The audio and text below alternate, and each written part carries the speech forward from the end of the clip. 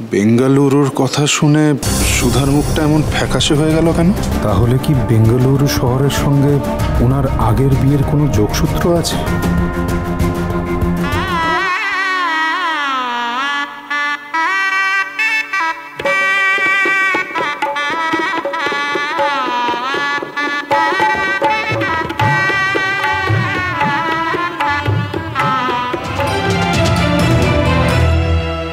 আসতে পারি?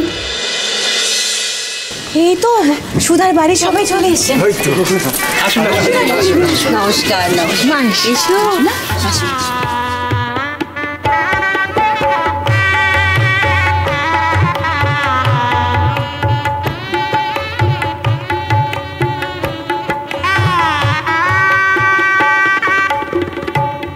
মা, দাদা জেঠু কই?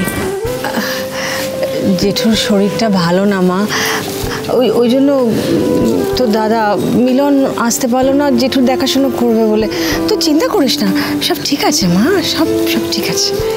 কি বাবা, এসব কি তত্ত্ব দেখেছো কি?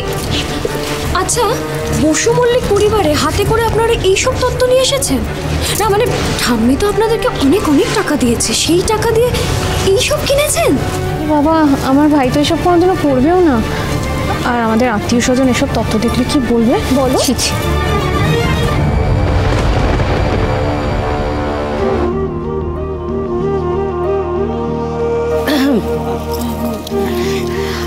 আমাদের তথ্যগুলো বিশেষ ভালো হয়নি দিদি, আমরা আসলে বুঝতে পারিনি।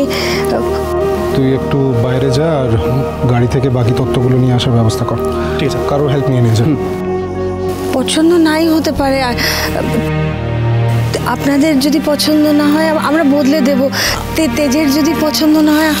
একদম না দিদি, বিশ্বাস করুন, আমার তেজ এমন ছেলেই নয়। আপনি ভালোবেসে যা দেবেন ওকে, ও হাসি মুখে তাই গ্রহণ করবে। আমি সত্যি বলছি, মন খারাপ করবেন না, কেমন? কিছু মনে করবেন না। না, মেয়ের সঙ্গে গল্প করুন। এই তো আপনি যান, আমরা একটু ওদিক থেকে আসছি। হ্যাঁ,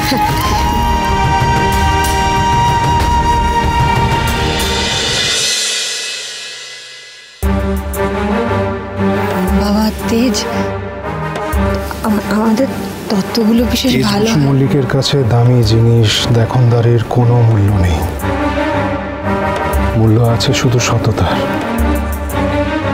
তাই সমস্ত ফ্রড মিথ্যেবাদীদের মনে প্রাণে ঘেন্না করে সে।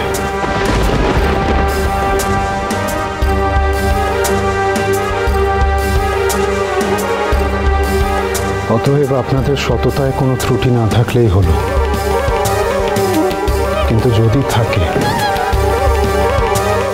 তাহলে মেনে নেওয়া তো দূর। তেজ বসু মল্লিক কোনোদিনও আপনাদের ক্ষমাই করবে না।